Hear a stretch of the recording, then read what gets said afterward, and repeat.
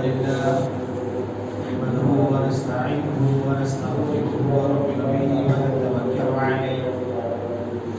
ونعوذ بالله من شرور أنفسنا ومن سيئات أعمالنا من يهده الله فلا مضل له ومن يضلل فلا هادي له وأشهد أن لا إله إلا الله وأشهد أن محمدا عبده ورسوله يا أيها الذين آمنوا اتقوا الله حق تقاته ولا تموتن إلا وأنتم مسلمون يا أيها الناس اتقوا ربكم الذي خلقكم من نفس واحدة وخلق منها زوجها وبث منهما رجالا كثيرا ونساء واتقوا الله الذي تساءلون به والأرحام إن الله كان عليكم رقيبا يا أيها الذين آمنوا اتقوا الله وقولوا قولا سديدا يصلح لكم أعمالكم ويغفر لكم ذنوبكم ومن يطع الله ورسوله فقد فاز فوزا عظيما أما بعد فإن خير الحديث كتاب الله وخير الهدي هدي محمد صلى الله عليه وسلم وشر الأمور محدثاتها وكل محدثة بدعة وكل بدعة ضلالة وكل ضلالة في النار رب اشرح لي صدري ويسر لي أمري واحلل عقدة من لساني يفقهوا قولي رب زدني علما وعن أنس بن مالك رضي الله تعالى عنه قال قال رسول الله صلى الله عليه وسلم تقبلوا لي أتقبل لكم بالجنة إذا حدث أحدكم فلا يكذب وإذا وعد فلا يخلف وإذا تؤمن فلا يخن غضوا أبصاركم وكفوا أيديكم واحفظوا فروجكم تمام قسم کی تعریف حمد و ثنا اللہ رب العالمین کی الہی کو سزاوار ہے بعد درود و سلام نازل ہو اللہ رب العالمین کے بھیجے گئے تمام نبیوں اور تمام رسولوں پر بالخصوص ہمارے اور آپ کے آخری نبی جناب محمد رسول اللہ صلی اللہ علیہ وسلم پر ان کی آل و اصحاب اور ان کے متبعین پر معزز صحابین بزرگوں نوجوان ساتھیوں پردہ-نشین اسلامی خواتین یوں تو جنت میں جانے کے لیے بہت سارے اعمال قرآن و احادیث میں بتائے گئے ہیں اور ہر مسلمان جنت پانے کے لیے مختلف اعمال کو انجام دیتا ہے جو حدیث پاک میں نے آپ کے سامنے پڑھی ہے اس کے اندر نبی کریم صلی اللہ علیہ وسلم نے 6 باتیں بتائی ہیں کہ ان 6 کاموں کو کرنے پر اللہ کے نبی صلی اللہ علیہ وسلم ہمیں اور آپ کو جنت کی ضمانت دیتے ہیں اس کا مطلب یہ نہیں ہے کہ آدمی صرف انہی 6 باتوں پر اکتفا کر لے اور بقیہ اعمال کو چھوڑ دے اسلام کے جو بنیادی ارکان ہیں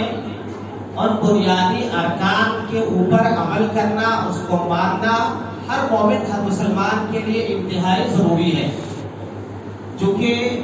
وہ بنیاد ہے وہ بیس ہے کوئی بھی انسان کوئی مکان بناتا ہے تو اس کے لیے بنیاد ضروری ہوتی ہے پہلے بیس تیار ہوتا ہے اس کے بعد اس گھر کو بنانے کے لیے بہت ساری چیزوں کی ضرورت پڑتی ہے اینٹ کی ضرورت پڑتی ہے ریتی کی ضرورت پڑتی ہے سیمنٹ کی ضرورت پڑتی ہے اور سلیے کی ضرورت بہت مختلف قسم کی چیزوں کی ضرورت پڑتی ہے تب جا کر کے ایک عمارت تیار ہوتی ہے تو اسلام جو ایک عمارت ہے اس کی بنیاد یہ 5 چیزیں ہیں توحید نماز روزہ حج زکات اس کو انجام دینا ضروری ہے اس کے علاوہ جو چیزیں ہیں ان چیزوں کے ذریعے وہ عبادت مکمل ہوتی ہے لہذا ایمان اور اسلام کے بنیادی ارکان کو ماننا ان کے تقاضے کو پورا کرنا اور ساتھ ہی ساتھ جنت کے حصول کے لیے وہ اعمال بھی انجام دینا جو نبی کریم صلی اللہ علیہ وسلم نے ہمیں اور آپ کو گاہے بگاہے مختلف احادیث کے اندر بتائے ہیں، تاکہ جنت کا حصول ہمارے لیے آسان ہو، جنت کی راہ ہمارے لیے آسان ہو۔ آئیے سلسلے وار طریقے سے ہم اور آپ جانتے ہیں کہ نبی کریم صلی اللہ علیہ وسلم نے اس حدیث پاک کے اندر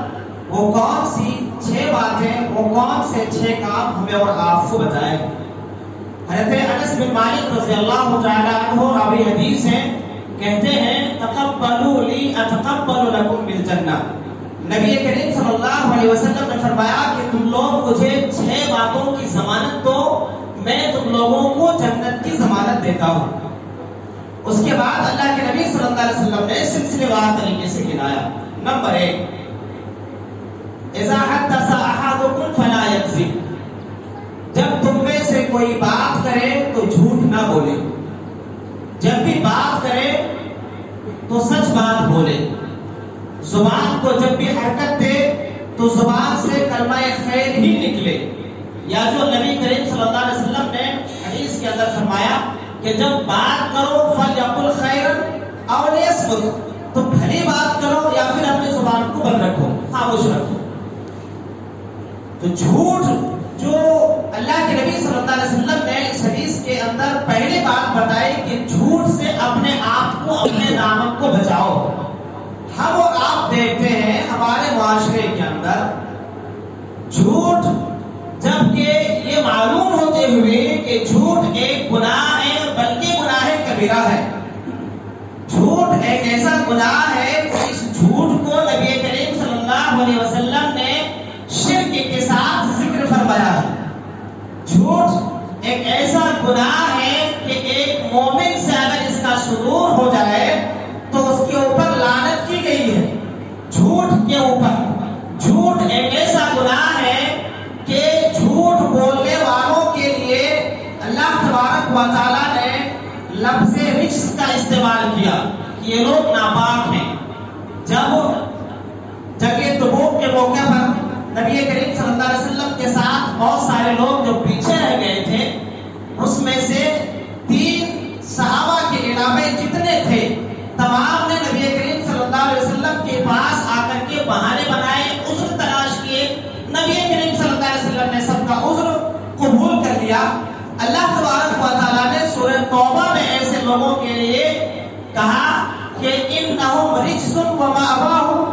فی النار، کہ یہ لوگ جو جھوٹے بہانے اور جھوٹا عذر پیش کیے ہیں یہ لوگ ناپاک ہیں، ان کا ٹھکانہ جہنم ہے۔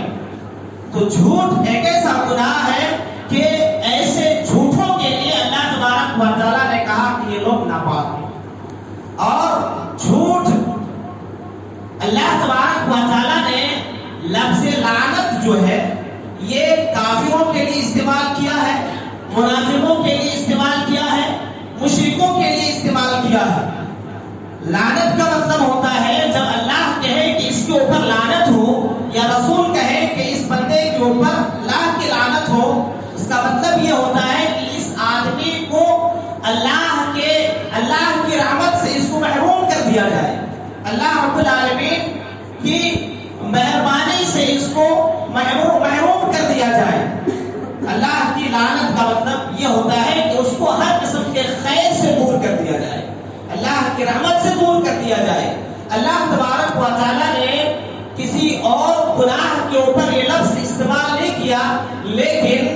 جھوٹ بولنے کے لیے جو جھوٹ بولتے ہیں اللہ تبارک و تعالیٰ نے ایسے لوگوں کے اوپر لفظ لعنت کا استعمال کیا اور کہا لعنت اللہ علی الکاذبین، جھوٹوں کے اوپر اللہ کی لعنت ہو۔ تو جھوٹ اللہ تبارک و تعالیٰ کو ایک ناپسندیدہ عمل اور فعل ہے۔ جھوٹ منافقین کی صفات میں سے ایک صفت ہے۔ ہر مومن، ہر مسلمان کو جھوٹ سے اپنے آپ کو دور رکھنا چاہیے، کیونکہ جھوٹ ایک ایسا گناہ ہے۔ اللہ تبارک و تعالیٰ فرماتا ہے جھوٹوں کو ہم ہدایت نہیں دیتے۔ سورہ زمر میں اللہ نے فرمایا ان اللہ لا یہدی من هو کاذب کفار،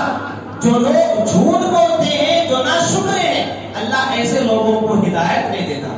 تو جھوٹ کتنی خطرناک برائی اور اتنا بڑا گناہ ہے۔ ہم اور آپ دیکھتے ہیں ہمارے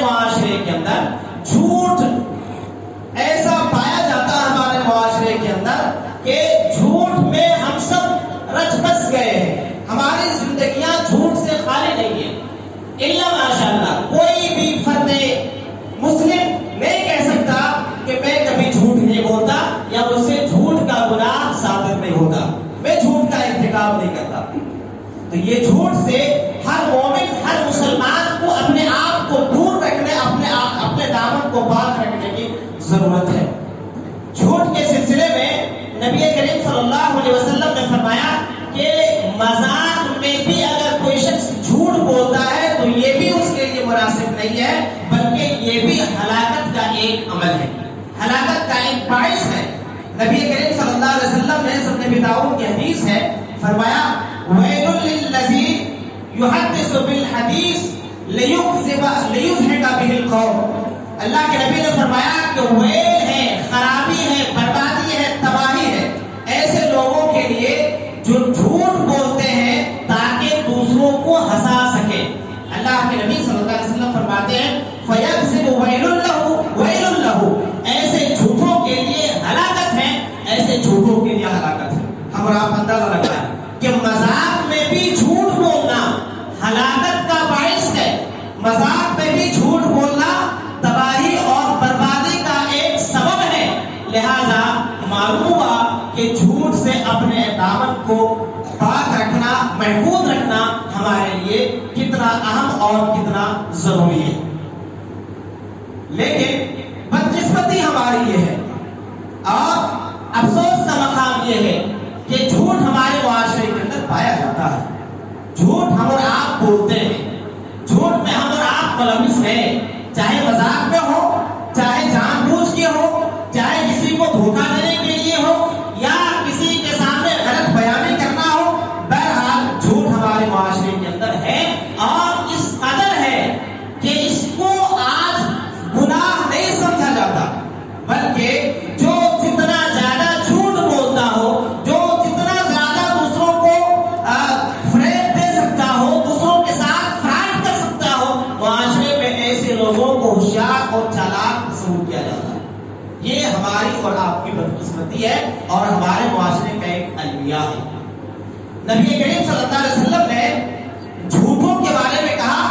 کہ قیامت کے دن یہ جھوٹے اللہ کی نظروں میں اتنے ذلیل ہیں، اتنے مقبوض ہیں، اتنے ناپسندیدہ ہیں۔ صحیح مسلم کی حدیث کے اندر نبی کریم صلی اللہ علیہ وسلم نے فرمایا ثلاثة لا يكلمهم الله يوم القيامة ولا يزكيهم ولا ينظر إليهم ولهم عذاب أليم۔ اللہ کے نبی نے فرمایا کہ تین قسم کے لوگ ایسے ہیں، اللہ تبارک و تعالیٰ قیامت کے دن ایسے لوگوں سے بات نہیں کرے گا، اللہ تبارک و تعالیٰ ایسے لوگوں کی طرف نظر رحمت سے نہیں دیکھے گا، اللہ ایسے لوگوں کو پاک نہیں کرے گا اور ایسے لوگوں کے لیے دردناک عذاب ہوگا۔ چار باتیں بتائی گئی ہیں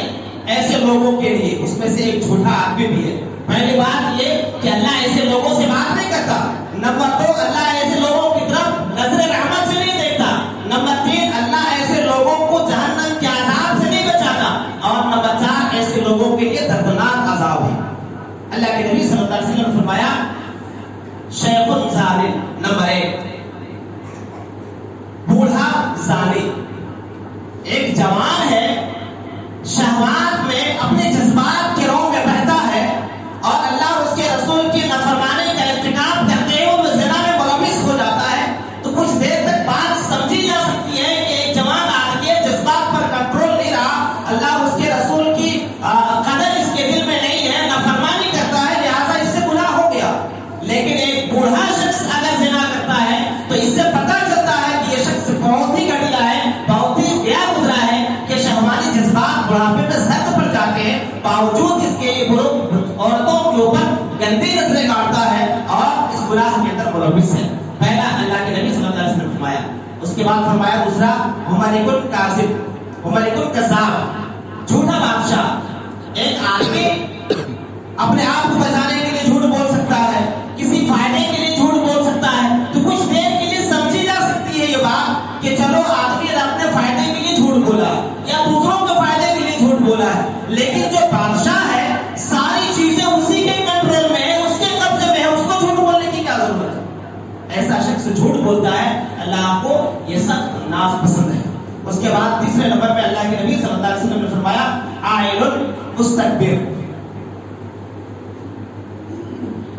فخر کرنے والا فقیر۔ ایک آدمی کے پاس پیسہ ہے، کروڑوں میں ہے، اب وہ آدمی کہ آدمی کے پاس بہت ہے، کروڑوں میں ہے، ذرا ایٹیٹیوڈ بنتا ہے، لیکن ایک آدمی کے پاس ہے ہی نہیں، ہاتھ خالی ہے، رہنے کو مکان نہیں ہے، چلنے کو سواری نہیں ہے، کھانے کو 2 روپے نہیں ہے، اور وہ آدمی ایٹیٹیوڈ بتاتا ہے، دکھاتا ہے، اللہ کو سخت ہونا پسند ہے۔ تو اس حدیث پاک کے اندر جو 3 چیزیں بتائی گئی، 3 قسم کے لوگ، اس میں سے دوسرا جو ہے ملک الکذاب، جھوٹا بادشاہ، یعنی جھوٹ اللہ کو اتنا ناپسند ہے، اس قدر گھناؤنا اللہ کے نزدیک ہے کہ جھوٹے کی اللہ رب العالمین کے یہاں کوئی قدر نہیں۔ اللہ بات تو چھوڑو، اللہ اس کی طرف نظر اٹھا کے دیکھے گا بھی نہیں، اللہ ایسے لوگوں کو جہنم سے نکالے گا نہیں، ایسے لوگوں کے لیے دردناک عذاب ہوگا۔ لہذا یہ جھوٹ اتنی خطرناک چیز ہے، معلوم ہوا کہ اس جھوٹ سے ہمیں اور آپ کو اپنے معاشرے کو، اپنے دامن کو بچانے اور پاک رکھنے کی ضرورت ہے۔ اس کے بعد حدیث پاک کے اندر دوسری چیز بتائی گئی ہے، وَإِذَا وَعَدَ فَلَا يُخْلِفُ، جب تم وعدہ کرو تو خلاف ورزی نہ کرو۔ یہ وعدے کی خلاف ورزی کرنا یہ بھی ہمارے معاشرے کا چٹکیوں میں ہوتا ہے۔ ایک انسان کسی سے وعدہ اگر کیا ہوا ہے، ہم آپ سے وعدہ کرتے ہیں کل آپ کا یہ کام ہوگا، یا آپ کے پیسے ہم پرسوں لوٹائیں گے، اب وقت ہم نے دیا، اب ظاہر بات اگر وہ کام ہم سے نہیں ہوتا ہے تو مجھے پہلے معلوم پڑ جائے گا کہ یہ کام ہم سے اب دیے ہوئے وقت پر نہیں ہونے والا، لہذا انسان پہلے سے معذرت کر لے، سوری بول لے کہ نہیں آپ کو میں نے زبان دی تھی، میں نے وعدہ کیا تھا فلاں وقت میں فلاں دن میں یہ کام کرنے کا، لہذا اب وہ کام فلاں وقت میں فلاں دن میں نہیں ہو سکتا، لہذا کچھ اور دن کی مہلت ہمیں وقت دے دی جائے۔ یہ معاشرے کے اندر مناسب رویہ ہے جو اختیار کیا جا سکتا ہے، لیکن آدمی وعدہ خلافی بار بات پہ کرے، اللہ تبارک و تعالیٰ کے یہاں اس کی بھی سخت گرفت اور پکڑ ہونے والی ہے۔ اور یہ بھی منافقین کی ایک صفت ہے، منافقین کے اندر جہاں بہت ساری صفات پائی جاتی ہے، بہت ساری برائیاں پائی جاتی ہیں، ان میں سے ایک برائی وعدے کی خلاف ورزی بھی ہے۔ اللہ رب العالمین فرماتا ہے وَأَوْفُوا بِالْعَهْدِ إِنَّ الْعَهْدَ كَانَ مَسْئُولًا، جب وعدہ کرو تو اس وعدے کو پورا کرو، بے شک اللہ تبارک و تعالیٰ کے یہاں تم سے تمہارے وعدے کے بارے میں سوال ہونا ہے۔ نبی کریم صلی اللہ علیہ وسلم کی زندگی کو آپ پڑھیں، صحابہ کرام کی زندگیوں کو آپ پڑھیں، کس طریقے سے وہ وعدے کے پابند تھے۔ جب حضرت عمر فاروق رضی اللہ عنہ کے دور خلافت میں بیت المقدس فتح ہوا اور وہاں جو یہودی اور عیسائی آباد تھے ان کی طرف سے جو صلح نامہ لکھا گیا، اس میں ایک شک یہ تھی، ایک بات یہ بھی تھی کہ ہم مسلمانوں کے جو ہے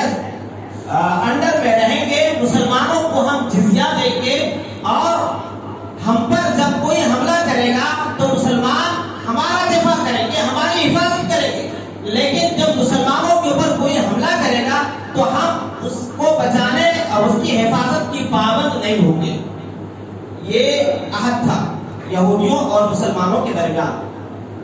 اور کہ یہودی اور عیسائی یہاں رہیں گے، اپنے عبادت خانوں میں عبادت کریں گے، ان کو کوئی ستائے گا نہیں، بلکہ مسلمان ان کی حفاظت کریں گے اور ہر طریقے سے ان کی امداد کریں گے، یہ ساری چیزیں تھیں۔ جب وہاں سے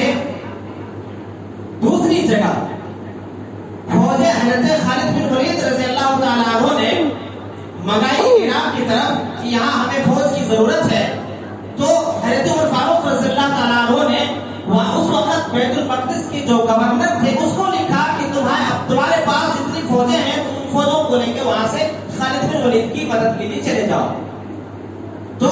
اب مسئلہ یہ پیدا ہوا کہ جب ساری فوج یہاں سے خالی ہو جائے گی، اب یہودیوں اور عیسائیوں کے ساتھ ہمارا معاہدہ ہے کہ ہم تمہاری حفاظت کریں گے، ہماری غیر موجودگی میں اگر کوئی اس کے اوپر حملہ کرتا ہے تو ہم اس کے ذمہ دار ہوں گے۔ لہذا وہاں کے جو حاکم تھے، جو گورنر تھے، غالباً حضرت ابو عبیدہ بن جراح رضی اللہ تعالیٰ عنہ تھے، انہوں نے 1 سال کا جزیہ یہودیوں اور عیسائیوں کو واپس کر دیا کہ دیکھو ہماری غیر موجودگی میں کوئی تمہیں ستا سکتا ہے اور کوئی تمہیں تکلیف دے سکتا ہے، لیکن ہم تمہاری حفاظت نہیں کر سکتے کیونکہ ہمارے پاس مجبوری عام پڑی ہے، ہم کو یہاں سے دوسرے شہر میں جانا پڑ رہا، لہذا ہم تمہارا ہوا 1 سال کا جزیہ واپس کر دیں. یہ تھا وعدے کی پابندی صحابہ کرام کی، ہمارے اسلاف کی، کہ کس طریقے سے وہ وعدہ کی پاسداری کرتے تھے اور ایفائے عہد کے پابند تھے. اس کے بعد نمبر 3 اللہ کے نبی صلی اللہ علیہ وسلم نے فرمایا اذا تؤمن فلا يخن، جب امانت سونپی جائے اس میں خیانت نہ کرو. امانت میں خیانت کرنا یہ بھی منافقین کی ایک صفت ہے، اور کسی بھی مومن کسی مسلمان کے لیے یہ زیب نہیں دیتا کہ وہ امانت میں خیانت کرے. امانت میں خیانت کا مطلب یہ ہے کہ ہمارے پاس آپ نے کوئی چیز بطور امانت رکھوائی، اب ہماری ذمہ داری یہ ہے کہ آپ نے جیسے دی تھی جب میں آپ کو واپس کروں تو ویسے ہی واپس کروں. اور امانت یہ بھی ہے کہ آپ پر ہم پر جو بھی ذمہ داریاں ہیں یہ ساری ذمہ داریاں ایک امانت ہے. اگر میں مسجد کا امام ہوں تو یہ امامت کی ذمہ داری میرے اوپر ایک امانت ہے. کوئی مسجد کا صدر ہے، کوئی مسجد کا سیکریٹری ہے، کوئی فلاں ہے، کوئی فلاں ہے، کوئی باپ ہے تو بیٹے کی ذمہ داری اس کے اوپر ایک امانت ہے. شوہر ہے تو بیوی کی ذمہ داری اس کے اوپر ایک امانت ہے. بیٹا ہے تو ماں باپ کی خدمت کرنا، ماں باپ کے حقوق کو ادا کرنا بیٹے کے اوپر ایک امانت ہے. اب کوئی شخص اپنی ذمہ داریوں میں کوتاہی کرتا ہے اور اس کو بخوبی کما حق ادا نہیں کرتا تو در حقیقت وہ امانت میں خیانت کرتا ہے. اب ہم یہاں اور آپ ٹھہر کر کے ذرا دیکھیں کہ ہم سب کے سب ذمہ دار، ہر آدمی اپنی اپنی جگہ پر کسی نہ کسی چیز کا ذمہ دار ہے. عام طور سے ہم کیا سمجھتے ہیں، ہم ان کو مسجد کا صدر بنائے یہ ذمہ دار ہے، ہم نے ان کو تنظیم کا سیکریٹری بنایا ہے یہ ذمہ دار ہے، ہم نے ان کو جمعیت کا امیر بنایا ہے ساری ذمہ داری ان کے اوپر ہے. بھائی آپ باپ ہیں، آپ بھی ایک ذمہ دار ہیں، بیٹوں کی امانت آپ کے پاس ہے، آپ شوہر ہیں، آپ اپنی بیوی کے ذمہ دار ہیں اور اس کے تعلق سے امانت دار آپ کو ہونا پڑے گا اور آپ اس کے ذمہ دار ہیں. اس کے بارے میں کوئی شخص نہیں سوچتا، پورے معاشرے میں کوئی نہیں سوچتا. کوئی باپ ہے تو اب کیا وہ باپ سوچتا ہے کہ جو ہے اپنی اولاد کی جو ہے میں امین ہوں اور بیٹا میری اولاد کیا کرتی ہے، کہاں جاتی ہے، وہ کون سے کام کو کرتی ہے، یہ ساری چیزیں میری ذمہ داری ہے. اب ہر آدمی یہاں ٹھہر کر کے غور کرے اور دیکھیں کہ ہم سب کے سب جو ذمہ دار ہیں ہمارے اوپر اللہ اس کے رسول نے کچھ امانتیں کچھ ذمہ داریاں ڈالی ہیں، اس کو ہم اور آپ کہاں تک ادا کر رہے ہیں، نبھا رہے ہیں. تو اللہ کے نبی صلی اللہ علیہ وسلم نے فرمایا امانت جب سونپی جائے تو اس میں خیانت نہ کرو. اس کے بعد نمبر 4 میں فرمایا غضوا ابصارکم، اپنی نگاہوں کی حفاظت کرو. یہ عام اور معمول سا سب کو معلوم ہے. قرآن میں بھی اللہ رب العالمین نے مومن مردوں اور مومنہ عورتوں کو حکم دیا ہے کہ اپنی نگاہوں کی حفاظت کریں اور اپنی نگاہوں کو پست رکھیں. اس کے اوپر زیادہ ڈیٹیل میں جانے کی ضرورت نہیں ہے. اس کے بعد اللہ کے نبی صلی اللہ علیہ وسلم فرماتے ہیں نمبر 5 وَكُفُّ أَيْدِيَكُمْ، اپنے ہاتھوں کو روکے رکھو. اپنی زبان سے کسی کو تکلیف نہ دو، اپنے ہاتھ سے بھی کسی کو تکلیف نہ دو. اور نبی کریم صلی اللہ علیہ وسلم نے فرمایا افضل مسلمان المسلم من سلم المسلمون من لسانه ويده، وہ ہے جس کی زبان اور جس کے ہاتھ سے دوسرے مسلمان محفوظ ہیں. اپنے ہاتھ کو روکے رکھنا، ہاتھ سے کسی کو تکلیف نہ پہنچانا. نبی کریم صلی اللہ علیہ وسلم کی زندگی کو آپ پڑھ لیں، آپ نے اپنی پوری زندگی میں اپنی ذات کے لیے کسی سے کوئی بدلہ نہیں لیا یا اپنے ہاتھوں سے آپ نے کبھی کسی کو تکلیف نہیں دی. یہ نبی کریم صلی اللہ علیہ وسلم کا اسوہ ہمارے پاس موجود ہے. لہذا ہمیں اور آپ کو بھی اپنے ہاتھوں کو دوسروں سے روکے رکھنا یہ ہمارے لیے ضروری ہے. لیکن مسئلہ یہ ہے کہ آج ہاتھوں کو چلانے کی ضرورت نہیں ہے. آج ہم زبان سے ہی ایسے ایسے تیر چلاتے ہیں کہ سامنے والا ویسے ہی گھائل ہو جاتا ہے. تو بہرحال ہاتھ کے ساتھ ساتھ زبان کو بھی کنٹرول میں رکھنا، اس کا بھی محتاط انداز سے استعمال کرنا ایک اچھے مسلمان کی علامت ہے اور ایک اچھے مسلمان کی پہچان ہے. اللہ رب العالمین نے قرآن مجید کے اندر اس سلسلے میں احکام جاری کیے ہیں. ظلم سے اپنے آپ کو بچانا، ظلم سے دوسروں کو بھی بچانا. اس کے بعد آخری بات نبی کریم صلی اللہ علیہ وسلم نے فرمائے وَاحْفَظُوا فُرُوجَكُمْ، اپنی شرمگاہوں کی حفاظت کرو. اپنی شرمگاہ کی حفاظت کرنا ایک مومن مرد کے لیے، ایک مومنہ عورت کے لیے، ایک مسلمان مرد کے لیے، ایک مسلمان عورت کے لیے اپنی شرمگاہ صرف دو آدمی ہی کے لیے، دو عورتوں کے لیے ہی حلال ہوتا ہے. اس کے علاوہ دنیا کی تمام عورتوں کے لیے، تمام جگہوں کے لیے ایک مسلمان کی شرمگاہ حرام ہوتی ہے. اللہ تبارک و تعالیٰ نے قرآن مجید کے اندر فرمایا وَالَّذِينَ لِفُرُوجِهِمْ يُحَافِظُونَ، جو لوگ اپنی شرمگاہوں کی حفاظت کرتے ہیں إِلَّا عَلَىٰ أَزْوَاجِهِمْ أَوْ مَا مَلَكَتْ أَيْمَانُهُمْ فَإِنَّهُمْ غَيْرُ مَلُومِينَ فَمَنِ ابْتَغَىٰ وَرَاءَ ذَٰلِكَ فَأُولَٰئِكَ هُمُ الْعَادُونَ. اللہ نے کہا اپنی بیوی اور اپنی لونڈی، اس کے علاوہ ہر جگہ کے لیے ایک مسلمان مرد کی شرمگاہ حرام ہوتی ہے اور ایک عورت کی شرمگاہ بھی حرام ہوتی ہے سوائے اپنے شوہر کے. تو یہ نبی کریم صلی اللہ علیہ وسلم نے ہمیں اور آپ کو آخری بات بتائی. اب ہم اور آپ آدمی کوئی یہ نہ سوچے کہ ہم زنا نہیں کر رہے ہیں تو ہماری شرمگاہ حفاظت میں ہے. صرف زنا کرنا ہی یہ شرمگاہ کی بے حفاظتی نہیں ہے، بلکہ اللہ رب العالمین نے جو اس آیت کریمہ کے اندر فرمایا الا علی ازواجہم او ما ملکت ایمانہم، کہ تمہاری شرمگاہ صرف تمہاری بیوی کے لیے حلال ہے اور تمہاری شرمگاہ تمہاری لونڈی، تمہاری باندی کے لیے حلال ہے. اب ہمارے